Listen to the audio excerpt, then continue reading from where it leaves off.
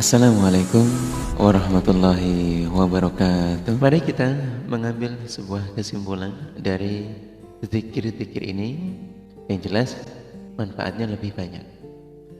Melalui peringatan hadis Ibnu Majah disebutkan dalam sebuah kisah yang disampaikan dari An Abi Utsman An Handhalah Al-Katib At-Tami Al-Usadi.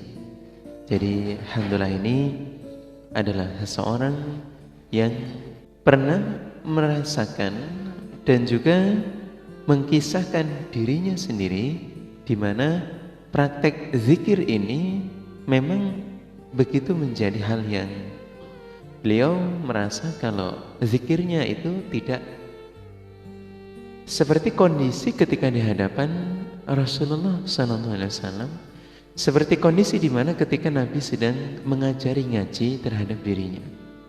Beliau merasa kalau di luar setelah beranjak dari kediaman Rasulullah SAW itu rasa takutnya berbeda, rasa khawatirnya berbeda, zikirnya berbeda, sehingga itulah yang beliau rasakan. Dan kemudian karena hal-hal itu sangat mengganggu, datanglah beliau kepada Abu Bakar. Beliau menceritakan kepada Abu Bakar untuk mendapatkan nasihat dengan mengutarakan kalimat, wahai Abu Bakar, nafaqatu. Sepertinya saya ini memiliki sifat munafik, wahai Abu Bakar, karena apa yang saya rasakan di hadapan Rasulullah ketika sedang mendapatkan nasihat itu seperti halnya saya ada di surga kalau sedang mendapatkan nasihat tentang jannah. Tapi ketika telah berpindah bahasanya kepada bahasa neraka, saya seperti seolah-olah neraka itu ada di hadapan saya. Namun semua itu berubah ketika telah pulang atau bertemu dengan istrinya, bermain dengan anak-anaknya. Apa yang saya lihat di hadapan Rasulullah itu hilang atau bahkan menjadi terlupakan. Seolah-olah saya ini tidak bisa menetapkan diri dengan berzikir kepada Allah. Itu bagaimana Abu Bakar? Kemudian beliau mengutarakan bahwa dari pernyataan Handhalah ini Abu Bakar juga menyadari bahwa inna naf'aluhu, saya pun demikian wahai Handhalah, apa yang kau rasakan itu sama dengan apa yang saya jalani. Bagaimana kalau kejadian ini kita ceritakan saja kepada Rasulullah SAW, coba minta nasihatlah kepada Nabi. Kemudian setelah sampai di sana, Handhalah diceritai, ya Handhalah, la kuntum kama taquluna 'indi la safahatkumul malaikah ala furushkum aw ala turuqikum ya Handhalah sa'atun sa'ah.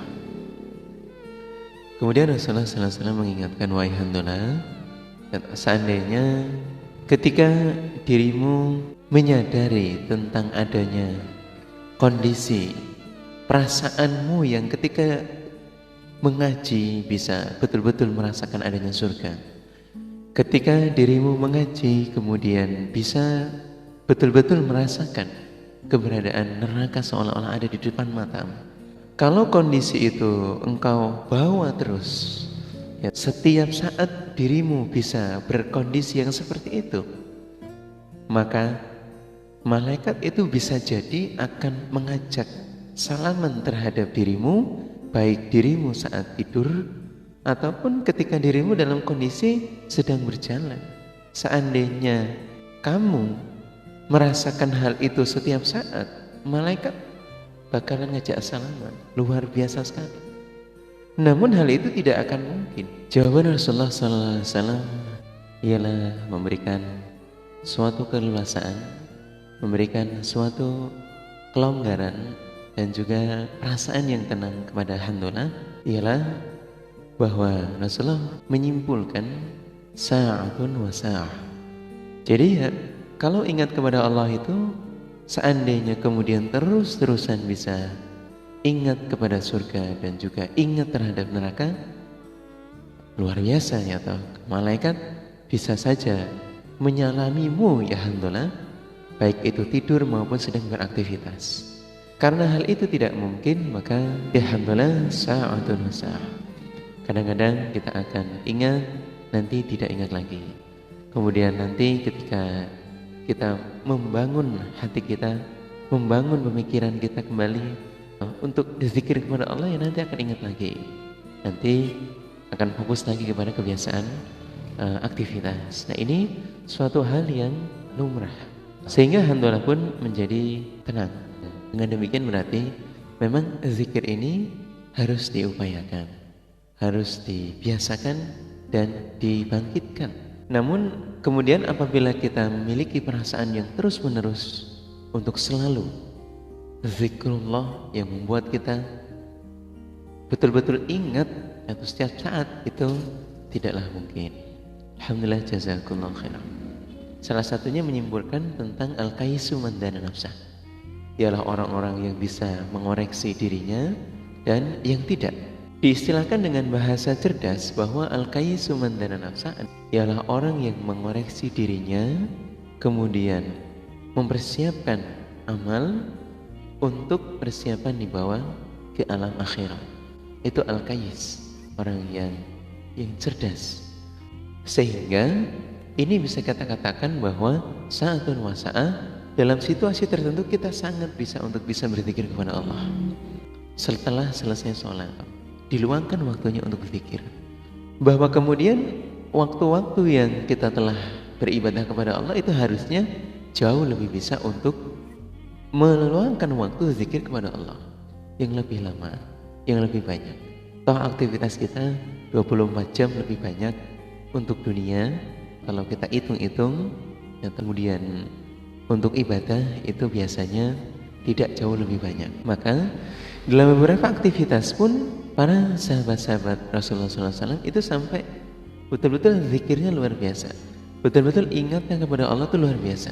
Tidak hanya zikirnya, tapi mengerjakan aktivitas kemudian sampai bisa membuat ingat kepada Allah, ingat kepada hari akhirat. Dalam sebuah riwayat hadis yang pernah dikerjakan oleh Utsman bin Affan, di mana beliau terseduh-seduh ketika di wilayah pemakaman dengan kuburan. Beliau menangis, beliau sedih ketika ada di wilayah maqam atau di wilayah kuburan. Ialah Hani Maula Utsman yang mengatakan bahwa Khalifah Utsman itu ketika telah wafatnya Rasulullah, beliau menjadi khalifah. Khalifah Utsman itu ketika berhenti di sebuah kuburan, ketika ada di wilayah makam itu justru menangis, terseduh-seduh. Beliau sedih, merasa ingat zikir kepada Allah. Jadi sampai keinget dengan kehidupan akhirat. Ketika ada di wilayah makam, ketika ada di wilayah kuburan, beliau ingat dengan Allahnya itu luar biasa.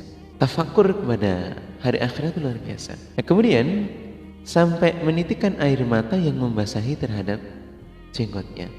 Lantas dikatakan kepada Khalifah Utsman, ditanyakan, kenapa kok engkau, atau Khalifah Utsman, engkau Utsman pada saat itu ketika ada di hadapan Rasulullah diceritai tentang adanya surga dan neraka, keteguhan hati beliau itu sangat kuat. Pribadi yang mampu untuk menerima kisah-kisah itu dengan notabene tidak sampai menangis seperti ini. Namun kenapa ketika ada di wilayah maqam, ketika ada di wilayah kuburan justru malah menangis sampai terseduh-seduh dan air matanya sampai membasahi jenggotnya? Kenapa wahai Utsman?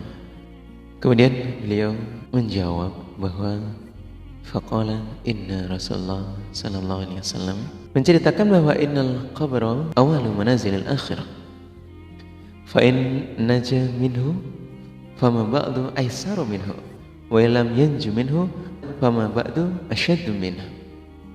Bahwa yang disampaikan Khalifah Utsman, yang disampaikan oleh Utsman bin Affan itu membahas tentang sabda Rasulullah yang menceritakan bahwasannya kuburan itu adalah awal kali tempat untuk menapaki tempat-tempat yang ada di alam akhirat. Kuburan adalah satu tempat awal yang mana menjadi tempat pertama untuk menginjak ke alam akhirat. Gitu. Pesannya Nabi, ketika kita bisa selamat dari wilayah awal di alam kuburan, maka kita akan lebih mudah untuk menjalani alam berikutnya, menjalani wilayah setelahnya kuburan, setelahnya alam kubur. Namun ketika kita tidak selamat dari peristiwa di alam kuburan, maka alam selanjutnya, maka wilayah setelahnya alam kubur ini akan jauh lebih sulit, akan jauh lebih berat, akan jauh lebih menyulitkan untuk seorang hamba. Kemudian Rasulullah SAW juga pernah menyabdakan, "Ma ra'aitu manzaran qattun illal qabr afdha'u minna." Bahwasanya Rasulullah menganggap pemandangan yang lebih jelek, lebih tidak menyenangkan, pemandangan kondisi di kuburan itu sendiri. Jadi kalau kuburan kemudian kita anggap sebagai sesuatu yang menjadi awal alam akhirat, berarti di sana ada ancaman yang besar, berarti di sana ada sesuatu yang harus kita khawatirkan kalau kita tidak selamat menjalani alam kubur itu. Hal ini menjadi kesedihan untuk Khalifah Utsman kalau beliau juga kemudian tidak selamat dari alam kubur, dari awal alam akhirat ini. Nah, kita para kaum muslimah yang menyadari dan juga melihat apa yang dilakukan, apa yang menjadi contoh ibrar dari Khalifah Utsman ini, berarti menunjukkan bahwa beliau sadar betul kuburan ini bukan sesuatu yang biasa saja. Kita melihat terhadap kuburan itu menjadi sesuatu yang istimewa untuk diagungkan persiapannya. Bukan berarti kemudian kita mengagungkan harus kita kijing, harus kita muliakan dengan sesuatu yang lebih-lebih. Tidak. Justru melebih-lebihkan terhadap kuburan ketika di dunia itu ada ancaman. Melebihkan untuk membangunnya, melebihkan untuk cara kita menghormatinya, sampai berdoa pun kemudian di situ. Nah, ini ada ancaman luar biasa. Yang lebih utama adalah bagaimana kita mempersiapkan apa yang akan kita bawa di alam pertama kali ini. Salah satunya, bagaimana kita menjaga suci najis kita ketika waktu hidup. Bagaimana kita bisa untuk menjaga syahadat kita, tahlil kita, sehingga penyaksian kita terhadap syahadat asyhadu an la ilaha illallah wa asyhadu anna muhammadar rasulullah itu betul-betul bisa menjadi penyelamat untuk kita. Kita menyaksikan bahwa Nabi Muhammad adalah utusannya Allah, itu akan menyelamatkan kita dari pertanyaan malaikat Munkar dan Nakir. Jadi itu yang harus dipersiapkan, menjaga kesucian, menjaga syahadat kita, menjaga tahlil kita kepada Allah. Dan tentunya amalan tidak menjadi orang-orang yang mengerjakan bid'ah, karena setiap perbuatan bid'ah adalah sesat, dan apabila kita mengerjakan bid'ah maka ada ancaman di sana, menjadi penghuni neraka. Na'udzubillah min syarri dzalik. Dan orang-orang yang mengerjakan bid'ah bertemu dengan Rasulullah tidak diakui lagi sebagai umatnya. Na'udzubillah min syarri dzalik. Waalaikumsalam.